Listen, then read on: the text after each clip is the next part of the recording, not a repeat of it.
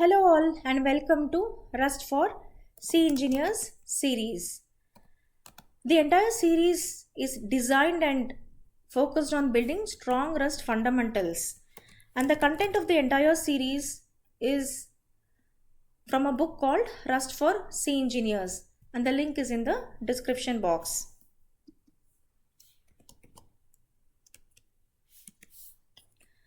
We finished 2 chapters and today we are starting chapter 3, that is control flow. Control flow basically determines the order in which the statements in a program are executed. By default, a program executes statements sequentially from top to bottom, and control flow mechanisms give a way to alter the sequence, to change the sequence, like maybe based on some condition, or if you would like to repeat statements, we can use loops like while loop, for loop. And if you would like to transfer the control from one block to another, then statements like break, continue can be used, right? So all of these are very familiar to C engineers. And in Rust, control flow mechanisms are designed in a way that are very safe and predictable all the time. So now let's see the if blocks. In the entire video, this video is focused on if block. So here the right hand side is C code and left hand side is Rust code. So in this code, both the programs are doing similar things. So there is a variable flag and the variable is being checked as a condition and then it's being printed. So similarly in Rust, there is a variable binding flag, the flag is being checked and an attempt is made to print it. So the first difference is that in case of C, parentheses are mandatory. So here the conditions around the parenthesis is mandatory. In case of Rust, let's compile and see what compilation error it gives.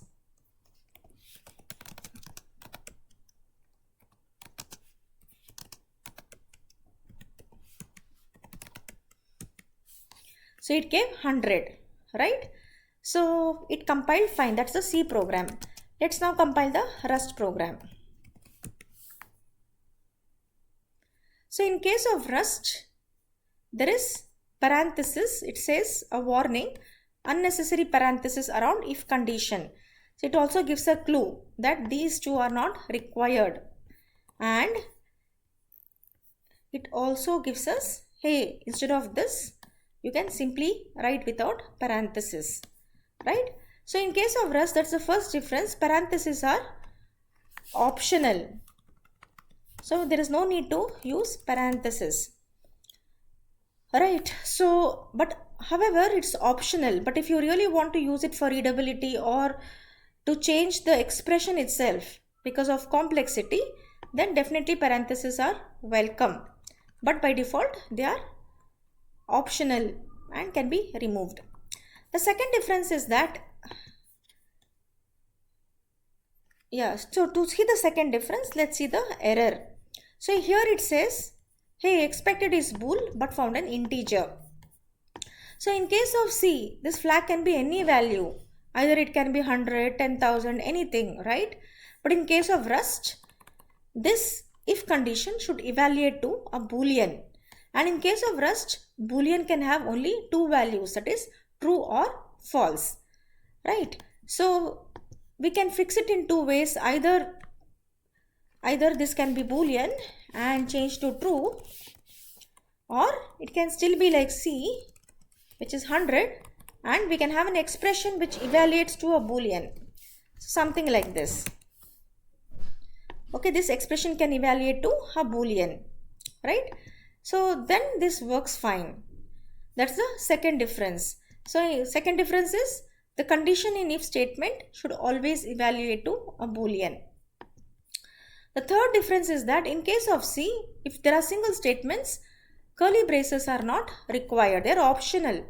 So for example, in this case, the first programmer has come and he checks for the flag and the print is done. But after some time, the second programmer comes, the logic has changed and the flag needs to be reset if the flag is set, and the programmer simply does something like this, right? But however, what's the problem here? Flag equal to 0 is coming outside of if block because there are no curly braces. Forgotten, and this is an accident. So these errors are common in C. In this case, flag equal to 0 compiles and executes for all the code, right? Irrespective of flag being any value, right? Because it's outside of the if loop. So it defeats the intent. The intent is not taken care here, right? But in case of Rust, what happens? So in case of Rust, these braces are mandatory. Curly braces are mandatory. So it explicitly says, hey, whether there is a single statement or many statements, curly braces very much required. This is the third difference. Now let's execute this program and see what it prints. Compiled fine and it printed 100. This is the Rust code.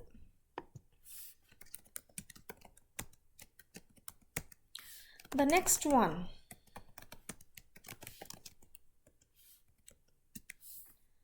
The next difference, let's see. Okay, so there are two programs. The right hand side is again C code and left hand side is Rust code. So both the programs are doing similar things. So there are two variables. One is result and condition. Based on condition, the result is being set. So here if condition equal to 1, then result is assigned 10. Otherwise result is assigned floating point. So similarly, there are two variable bindings. One is condition and another is result. It's a mutable result because the value is changing. And if the condition is true or condition equal to 1, result equal to 10, else the result is 3.14. Now let's see what are the issues here in this case. So there are two arms. One is the if arm and another is the else arm, right? So in this case, the result is 10, which is integer. But however, here the result is a floating point 3.14. So the result types are different. So this is okay with C. But however, Rust is very strict about this, right? So what does it do? It basically takes care of, it wants to make sure that both the operands are of same type. That is 10 and 3.14 should be of type floating point. Right, so this will give a compilation error. Let us check this.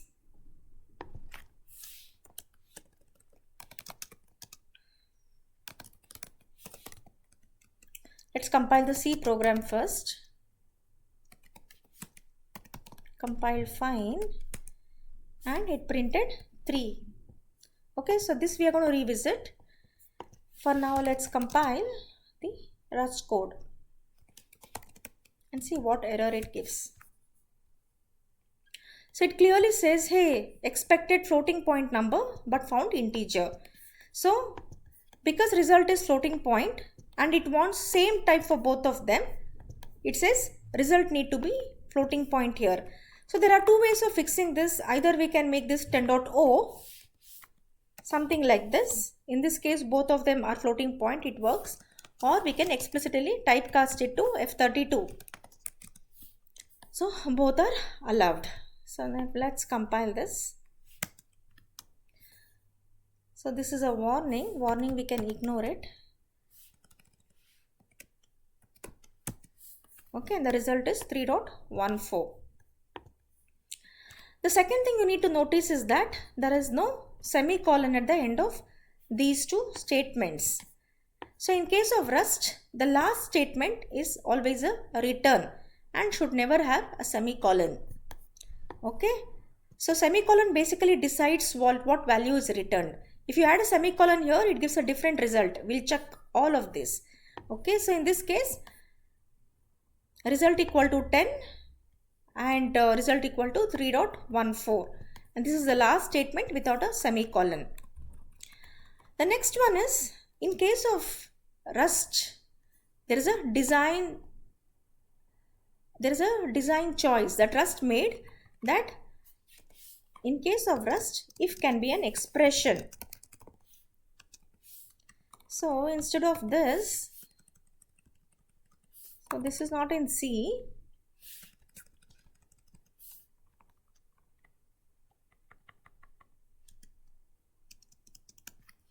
So something like this. So let result equal to if condition, and then if condition equal to true, then return 10. If condition is false, return 3.14 to result. So this if block produces a value. So what is an expression? An expression is something which evaluates to a value. So the right hand side is evaluating to a value which is being assigned to left hand side, that is result, right? So here in this case, if is an expression, it evaluates to a value and gets assigned to result. Okay, so this is a design. This is if's design in Rust. This is the second thing. The third thing is that, so supposing, see now, because let is a binding, you're directly binding the result to the outcome of this, right? Because let is a binding, variable binding, it should always end with a semicolon. Okay, whenever this is present, it should always end with a semicolon, otherwise you'll get a compilation error. Okay, the next one is in case you want to add a semicolon in these two cases. Okay, so then if you're adding a semicolon, changes the value. So here in this case, it means neither 10 is a value, neither 3.14 is a value. So what happens in this case? It means that 10 is not returned as a value, neither 3.14 is returned as a value. So what is returned in this case? It's returning something called unit type, means void. So if you add a semicolon here, it returns something like this. And how is it being printed? It prints, you can always print it using a debug trait. Okay, you can normally also print this result, but if you want to print the unit type, you can simply add colon and question mark to print the debug display trait.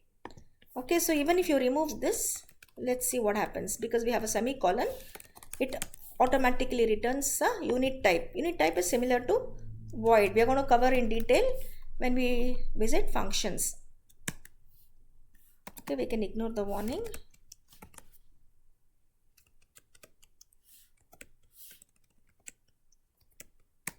See, result equal to unit type. Okay, so semicolon is very important. So when you add semicolon, be careful. If you want this as a result, make sure that you don't include any semicolon at the end of it. Okay, that is the second thing. And the third thing is that in case of C, there is a ternary operator, right? A ternary operator is basically a question mark here. So if the condition is true, 10 is returned. Otherwise, if condition is false, 3.14 is returned. This is called ternary operator. So in case of Rust, there is no ternary operator, and this symbol is not used for ternary operator because this itself acts as a ternary operator. And in case of Rust, this symbol is called error propagation symbol, and we are going to cover this in detail while doing error handling. Okay, so these are a lot of differences of handling if condition in case of C and Rust.